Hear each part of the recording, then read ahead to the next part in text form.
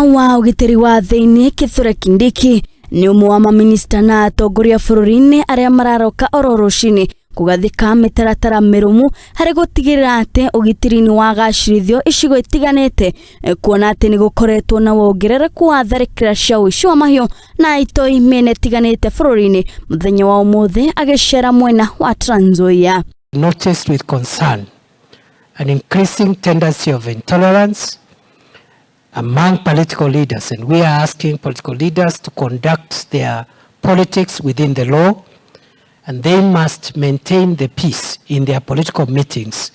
No person is allowed to disrupt public meetings, to use guns, to mete out violence and harass members of the public. Kithure Kindiki akiaria muthenya wa umuthi ni ikitie Mikana miruru kuri ateti aria mangikuruhanio na tharikira cia itoi kana kuhuthira meito kwagagia aikari niguo kwihura ndefe na kuhura utongoria wa thirikari oro hamwe na utongoria wa arunao utetini, akiuga aria othe megukuruhanio na miario ya kiuteti iria ingicungiriria nguui na uhaguku wa ugikiri guku bururini ni mekwerwo makinya maruru ma kiwatho. All politicians must do their politics within the law.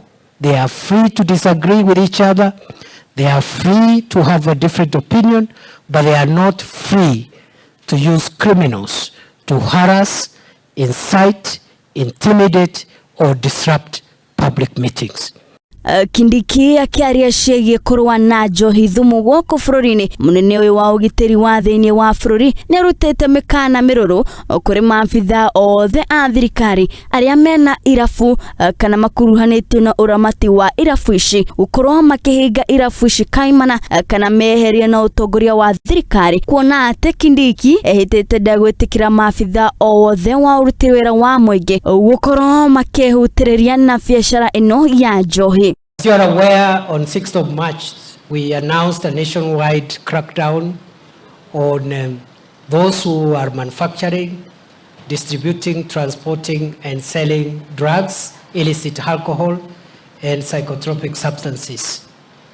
That nationwide crackdown is a security enforcement operation, and as I said before, it has no time limits. We will continue with it until the problem of drugs, illicit alcohol, and psychotropic substances is eradicated in our country.